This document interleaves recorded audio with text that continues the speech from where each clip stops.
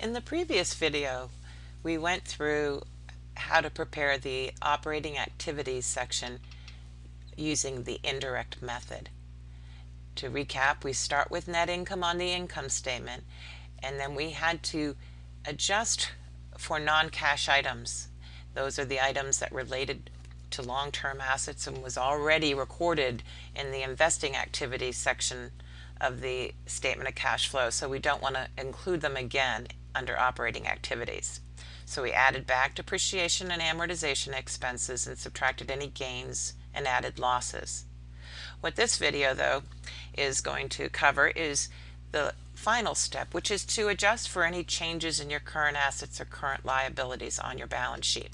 So we're going to go through that, and in general the way you look at it is if a current asset on your balance sheet were to increase, that means that you had to use cash to do that, or you could have had cash instead of more current assets. An example, if you purchase supplies, by increasing your supplies, you basically are foregoing having cash. You have more supplies and you have cash. The other way to look at it now is if there was a decrease in current assets, that's basically a source of cash. That's a little harder to see, but if you think in terms of if you look at supplies expense, if you were to use your supplies out of the closet that you'd already paid for previously, that means that's cash you got to hang on to. Current liabilities. Let's start here because it's easier to understand a decrease.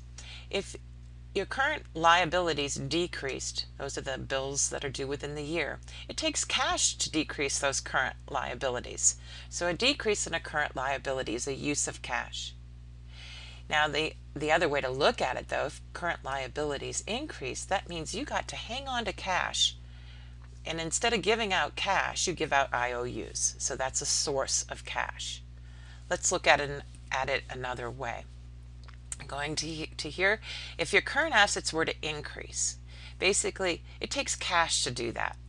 So that's a use of cash. You had to use your cash to increase that current asset. Now the other direction is if current assets were to decrease. That means you basically got to hang on to cash. So in other words, you use the current asset instead of cash.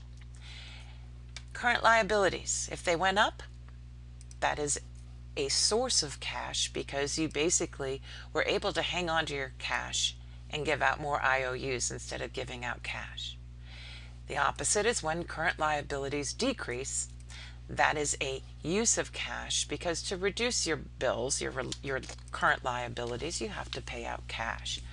So I hope you get the idea of the changes in current assets and current liabilities, because what we are trying to do here, if you recall, is taking you back here, we have net income and it has revenues minus expenses, but I had said previously that that's accrual based.